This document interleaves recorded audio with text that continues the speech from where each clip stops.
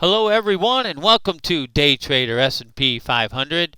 Today is April 22nd, 2021 and it's a Fibonacci -1 days from our Fibonacci turn date of April 23, 2021. And what an exciting time it is. This is Dale Woodson, editor of Woodson Wave Report, excuse me, one of Timer Digest's top ranked market newsletters, and I want to let you guys know about our services. Our market newsletter has been around since 1997. You can see our annual subscription, and we offer a monthly subscription for Fibonacci rates, if you will.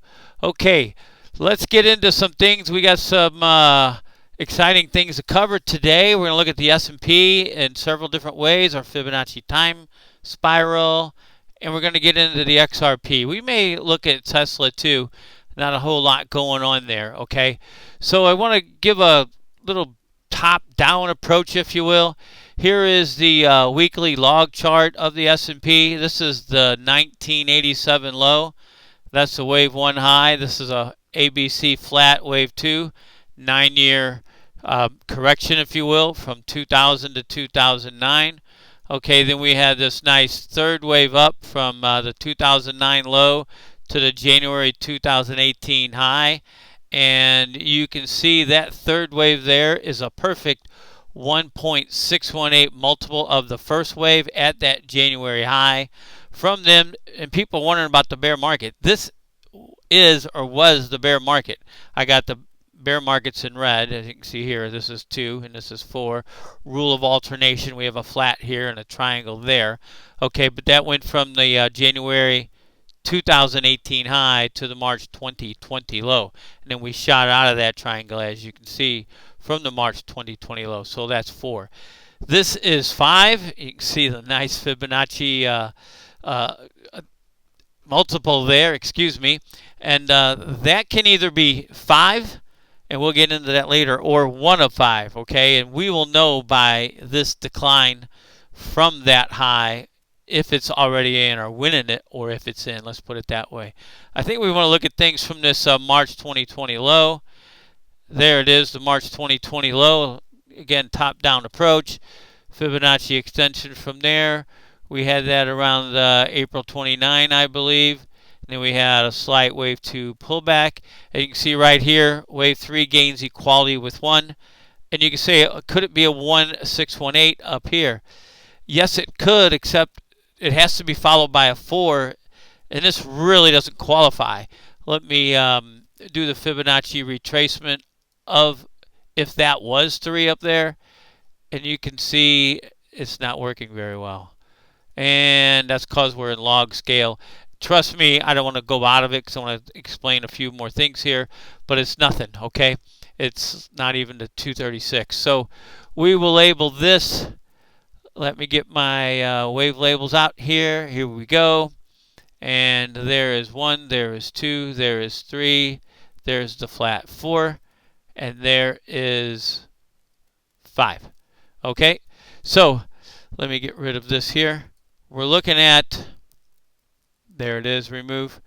What's going on from here, from the October 30th low, and we'll include that September date. And this is where it gets interesting. There's that September wave 3 high, and there's that flat correction 4. You can see we've got a 1 up, a 2 down, a 3 up, a 4 down, and a 5 up. Okay, this 5 is from back here. Okay, we're looking at potentially, let me get back there, 5 of 5 of 5 of 5 at 4 different degrees of trend.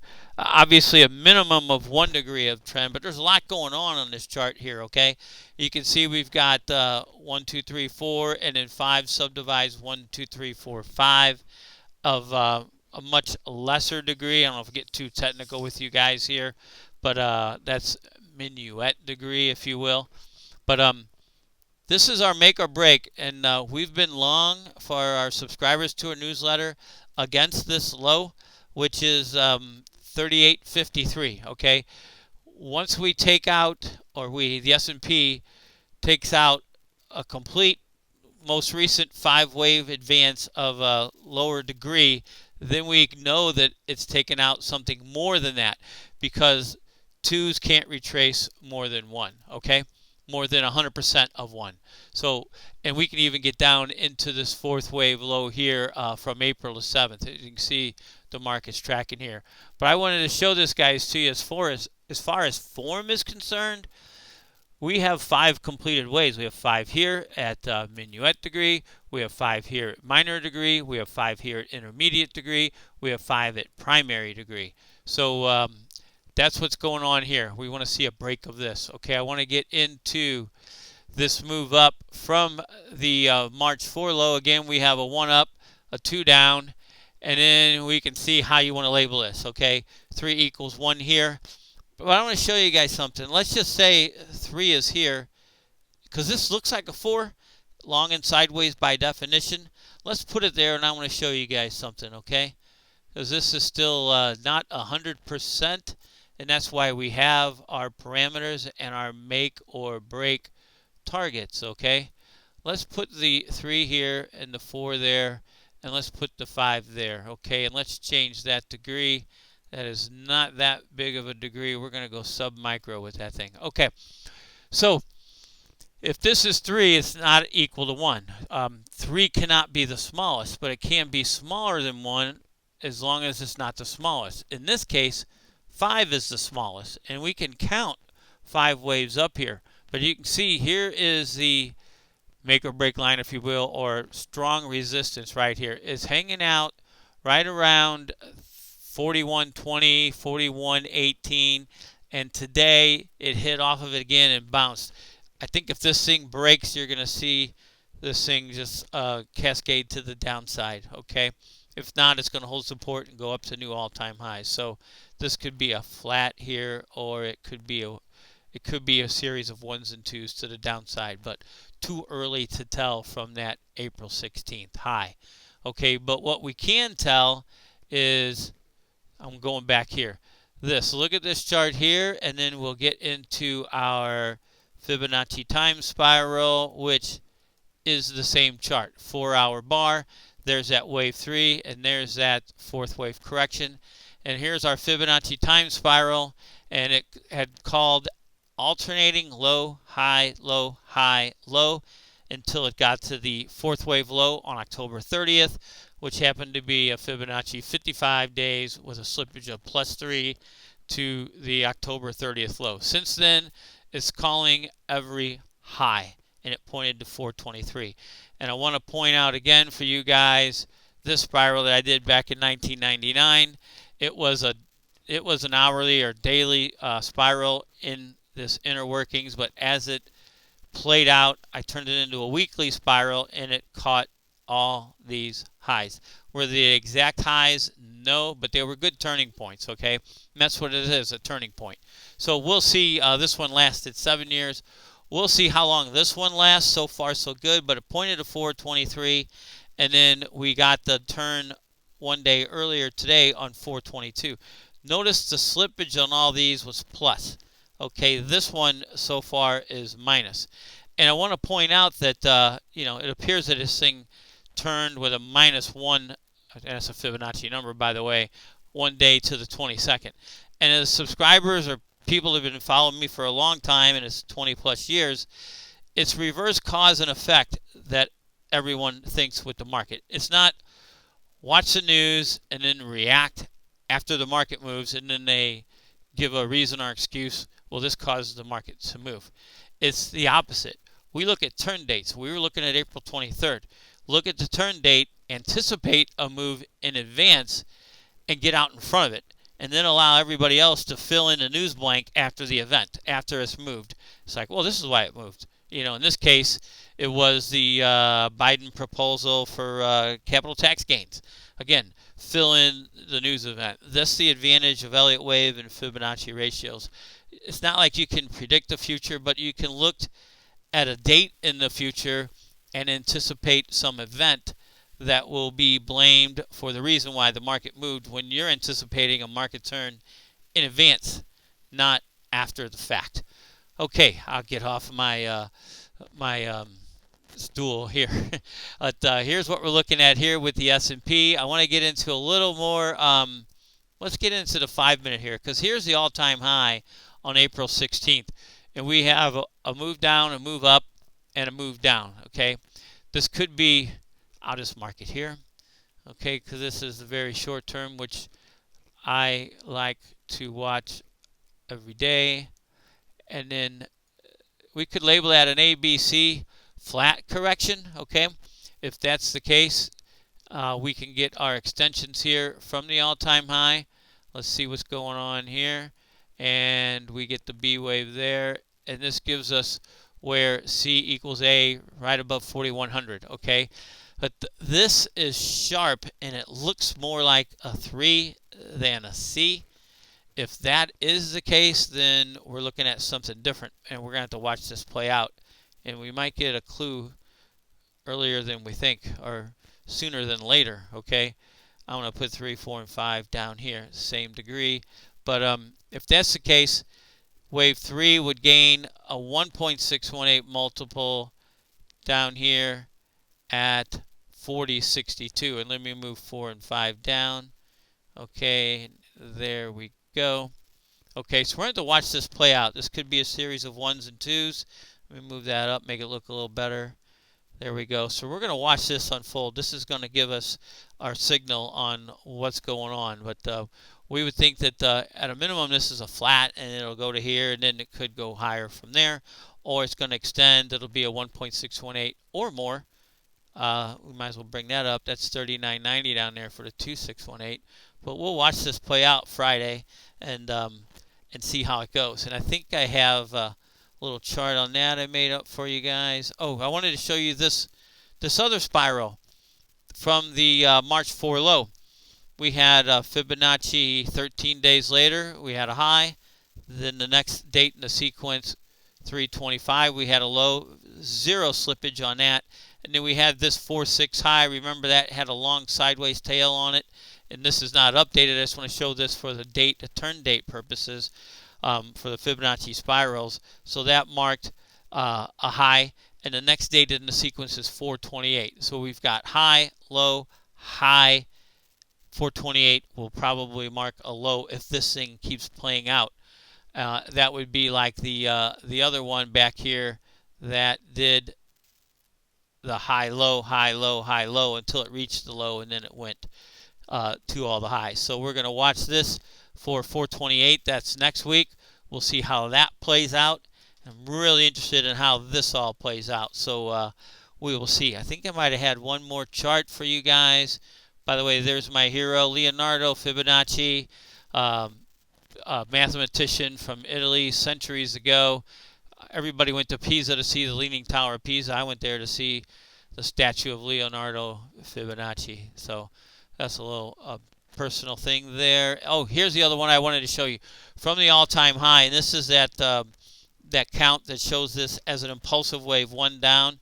Again, you guys who've been listening to me for a while, the 786 retracement, it's right near there. I think it's a little bit above there. But they do that to shake before they take it down. They run it up to take out the shorts. Oh, no, I was wrong. Let me cover my shorts. And then, bang, they take the market out. So they want most of the people lose most of the money most of the time, and that's how they do it. So if there's going to be a big move down, they're going to run it up first to shake out the shorts. And there was a move down on the quote-unquote news that we were looking for on a turn date of 423. Here you can see those targets. If this is an impulsive wave, we'll watch it play out. It could be a series of 1s and 2s. 4106 for equality and 4061 for a Fibonacci 1.618 multiple. So we'll see. It looks like this thing topped one Fibonacci day early. We'll see what tomorrow brings. I want to get into XRP. Someone asked for XRP. And just like everything, it counts from the March 20 lows. You can see a 1 up. Here's a 2 down. Here's a 3 up. Here's our 4 retracement targets. It went through the, that's a 236. I don't know why I have that up there. Let me, that's because I was measuring all those tiny, minuscule retracements on the S&P. on those fourth waves. Here's a fourth wave. It went through the I guess that's the 382 retracement. There's the 500 at 49.09, and there is the 618 at just above 39 something. Hard for me to read that. Okay, so 4 looks like it's correcting, and there's a 5 up target over there for you guys. So that's what XRP looks like. Let's look at let's give a peek at Tesla. I don't think anything's different or new, but there's the all-time high 900 on January 25. There's the 5 waves down. There's the ABC up. Let's get the extension from A to C, and we've got A there, B there, and again C just went above equality with A. That was 766 and actually made a high of 780. The 1618, again, I remember mentioning that would be the one that they would, let's just put it here just for visual purposes, to shake everybody out. I don't know if they will or not, but that's an option. 900 high, run a B wave connection to 880 basically, and then take the rug out from under you, just like with the S&P. Okay, so let's get rid of that, and well, wait, let's leave that there because I want to show the Fibonacci extensions from both. Okay, for this third wave, actually it's a C wave, and that's A down. All right, from the current B wave high, and I'm going to move these guys over. Unless and until they're broken, they stand as the B wave high. Okay, so wave C gains equality with A at 417. The reason I left that up there, let's say they run that up to the 1618, which is the 877 area, 880, somewhere around there, and then it would be 514, would be the low of C. We'll put that right there, or it'll be somewhere in the future, obviously. Okay, so that's what we're looking at with Tesla, and then we want to watch this internal here too. I want to get a peek here. I don't think anything's really changed. We have an ABC there.